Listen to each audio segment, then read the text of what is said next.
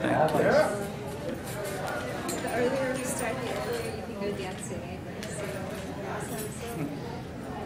My name is Catherine, and I am a graduate student at the University of Pennsylvania, and I'm addicted to Final Fantasy. Hello. Hi, Catherine. So, if you came here looking for the Feminism and Final Fantasy panel, obviously you are in the right place. Welcome, and thank you so much for coming. So I came up with the idea for this panel over Christmas when I was considering buying Final Fantasy XIII, and this was a pretty big decision because obviously if I wanted to play the new Final Fantasy game, I'd have to buy a $300 piece of equipment to go with it. And I hope you all understand, why this is necessary to buy a PlayStation 3 just to play the new Final Fantasy XIII.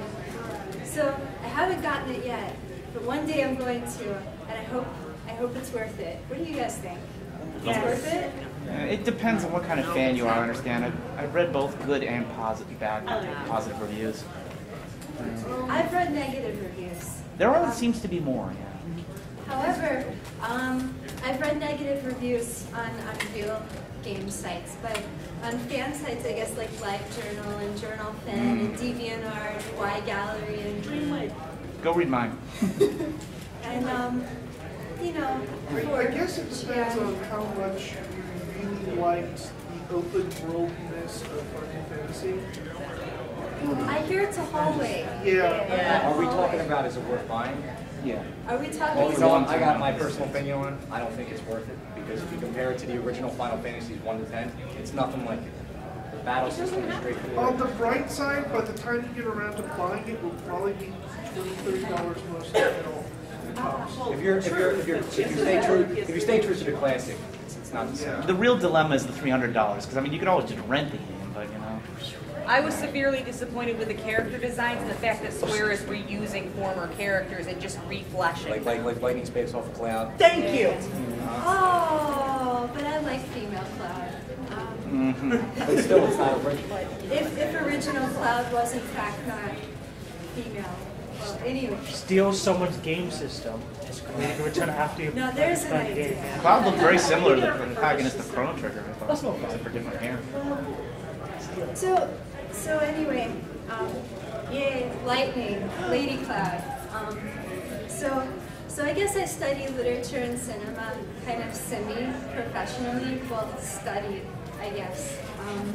So that being said, I tend to make a mental division between, serious business work time and super happy, awesome, fun time. And I never really gave any thought to whether, Final Fantasy was feminist or not. But one of the reviews I read, on fan sites, like, 4chan, people were saying, wow, this finally a feminist Final Fantasy. And I'm like, wow, the previous Final Fantasy weren't feminist? So I guess I was operating under two fundamental assumptions. One was that the series' female characters can kick ass and take names just as well as the male characters. And two, while the female characters are very, very pretty, so too are the male characters. So after all, like it says on the box, right, this is fantasy. In other words, my allergy to misogyny never really flared up while I was playing these games. So I've since reconsidered these two assumptions, and I'd like to state very clearly and very firmly that I don't think they're misogynistic, and I don't think they're sexist. Still, there are a few nuances in the characterization and portrayal of the primary female characters in the series that I would like to address. So I guess we should start off by defining our terms. So first of all, what are we talking about when we talk about feminism? And I don't mean to drag everybody through, Feminism 101, but just, for my own purposes, so I don't get confused. Question? Oh, I thought you were asking us. Never mind. Well, I can I'm going to tell you. Apologies. And then you can tell me if I'm wrong. But so essentially, what I think feminism is the assumption that even though men and women have basic, physiological differences that are, consistent across time, across space, across cultures, really they should be given equal opportunity, the end. Kudos. Awesome. And I guess no one should be judged or discriminated against because of their sex or gender also. Awesome. So let's move on to the enemies of feminism, misogyny and sexism. So misogyny, as the etymology implies, is an attitude of hatred towards women, and it's expressed through statements like women are weaker than men and women can't do X, Y, or Z as well as men. And it can also be expressed by identifying negative qualities with femininity, such as someone referring to, we're all adults here, right? Okay. Yeah. So someone referring to the lack of bravery as being a pussy, and someone referring to a lack of socially oriented compassion as being a cunt, right? So misogyny is a type of sexism which is an overgeneralization of character traits based on sex or gender. So sexism is like racism or ethnocentrism. It's like saying, well, Jews are good with money, and gay people have good fashion sense, and black people like fried chicken, Hispanics steal. I mean, I could do worse, but it's an overgeneralization. While on the surface it may seem positive, really it fits people into narrowly defined, social constraints. And common sexist, statements concerning women are that, for example, they're more spiritual than men, they're more artistic than men, they're more in touch with their emotions than men, they have stronger social networks than men. So they may seem, positive on the surface, but really, what if you're not spiritual or emotional or artistic or what have you? Stereotyping. Right. And so this is really scary, and it makes Yuna sad. I'm sorry, I just wanted to throw her in somewhere, but for example, a female elementary school student with a talent for math won't be encouraged and rewarded in the same way as a male elementary school student with a talent for math. And let's say that our hypothetical, little girl grows up and becomes a promising investment banker. So unfortunately, she's gonna have to work twice as hard to get the same starting salary as her male counterparts. Because everybody knows she's just gonna get married and get pregnant and quit the firm, right? Sure. No, this is not right. Yeah, be my animal, I'll tell you a thing about that. I will talk to you later, actually. Do you guys watch The Simpsons? It's not anime, but... So there's a recent episode in which Lisa discovers the medicinal properties of this blue flower. It quells scorpions and cranky grandpas, right? So Homer says to her, wow, Lisa, it's like you're a scientist. Or at least it would be if you were a boy. Right? So even The Simpsons is kind of picking up on this. But just because The Simpsons parodies it doesn't mean it doesn't exist. So I think one of the main tenets of feminism is that both boys and girls are constantly subjected to sexist social messages.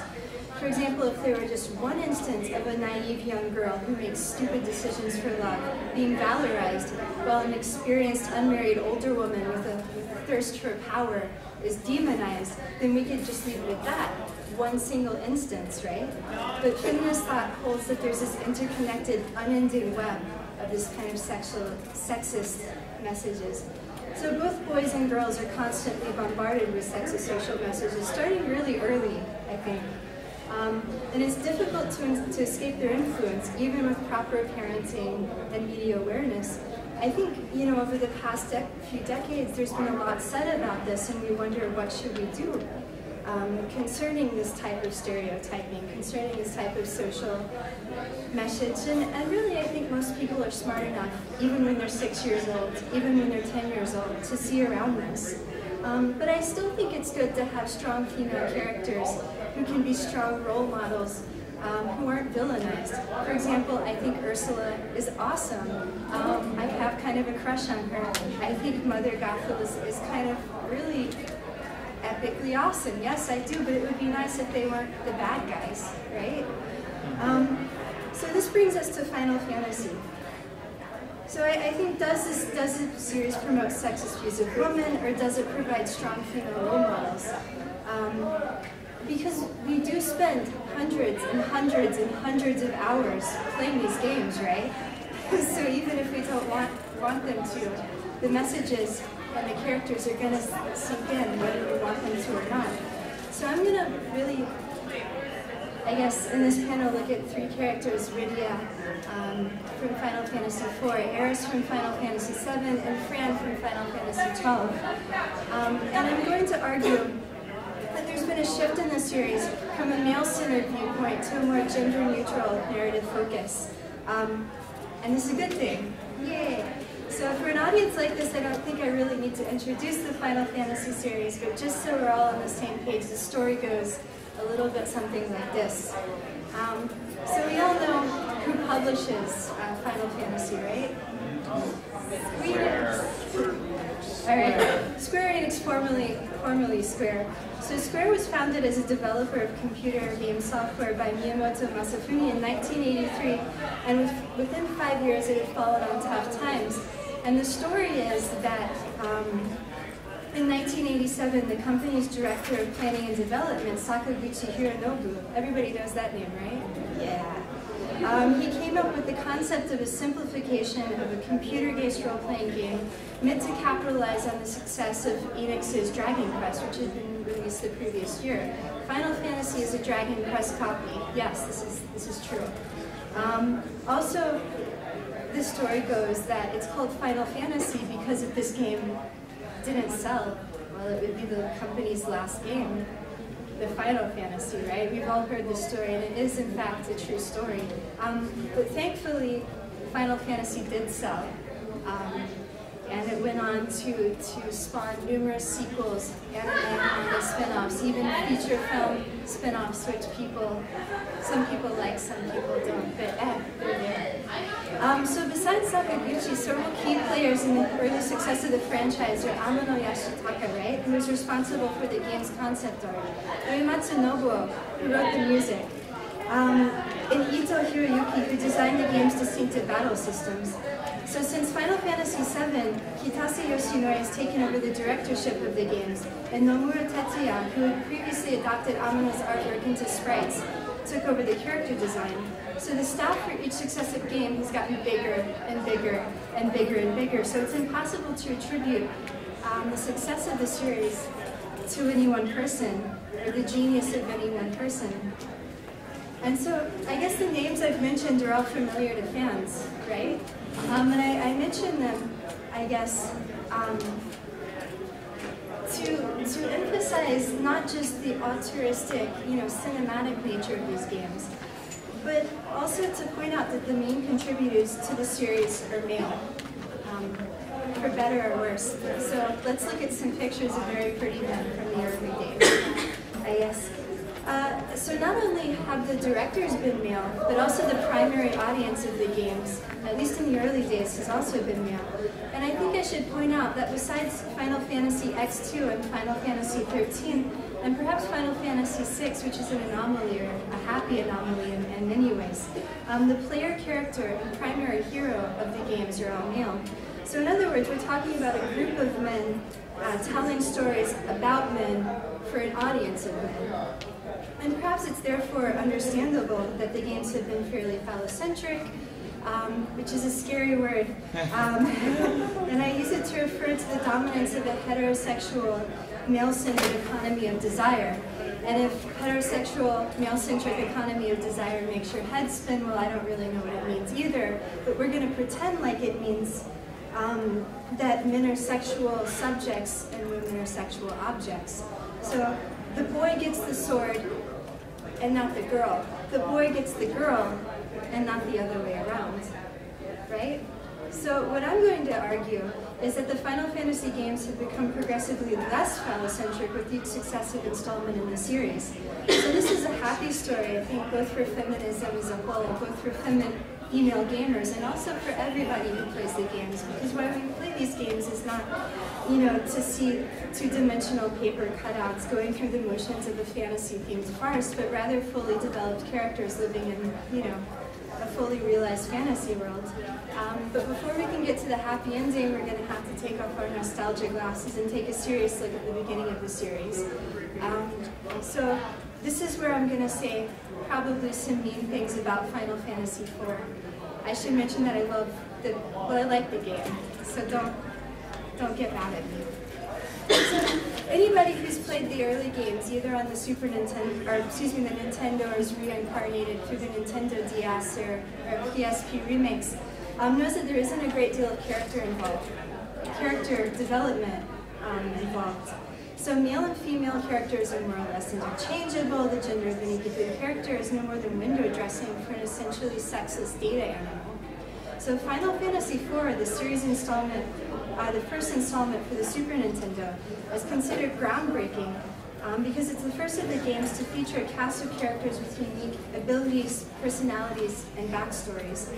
So the game follows the exploits of the Dark Knight Cecil, who has to come to terms with the fact that he's working for the evil empire. First of all, then he has to overcome the darkness in his heart, gain the holy sword necessary to fight evil, and then fly to the moon to defeat his evil brother. Look at this guy. His evil brother and the dark force possessing him. Anyway, Cecil, who's your party's fallback melee fighter, is supported by Rosa, one of those selfless white mage types who will do anything for Cecil, but it's all but useless in battle, at least until she learns holy. So despite all of the creative and empowering fan work that's sprung up around Rosa during the past 20 years, in the original game she was really nothing more than the love interest for Cecil and Cain. Your party must repeatedly save her from various conundrums, like fainting in the desert and being kidnapped. And more interesting than Rosa, who's the proverbial sheath for the hero's sword, I think is the summoner Rydia. So Rydia is a young summoner whose village is unwittingly destroyed by Cecil. And since she has nowhere to go after Cecil kills everyone, she accompanies your party until she's spirited away by Leviathan, who takes her into the village of the summoned creatures in the underworld. When Cecil ends up going to the underworld and gets himself in trouble, he's saved by Rydia, who, through some time warp something, has aged 10 years magically. So Rydia is a valuable asset to her party. She wields a whip that inflicts status ailments. She has battle-ending summon spells. And the coolest thing, I think, is that she can wield black magic that's portrayed as literally killing other characters. So since Rydia is so useful as a playable character, the player is given a strong incentive to go on side quests that have no other purpose than to make her ridiculously powerful. The player therefore has a first-person investment in her, which is strengthened by her backstory, which I think provides a juxtaposition to Cecil's own. Both are orphans who are raised to be masters of their respective powers. Both must make a choice regarding whom they will forgive and whom they will protect. Unlike Rosa, the adult Rydia doesn't need saving, and she doesn't seem to be interested in romantic love, although I feel bad for her, since I would go for Edge. But in any case, it seems that she's not an object, but rather a subject, a female hero who stands on equal ground with the male hero. Unfortunately, there's the issue of her costuming. So while the two primary male heroes, Cecil and Cain, are allowed armor, I mean, this is fantasy, right? But still, Rydia has leggings, oversized armors, a leotard, and high heels. And besides not being very practical for battle, which again, this is fantasy, so perhaps excusable, but she's highly sexualized, I think. So as a result, fan works from both Japan and America have cast the character as a porn star, and we're all adults here, right? Right? And she's raped not only by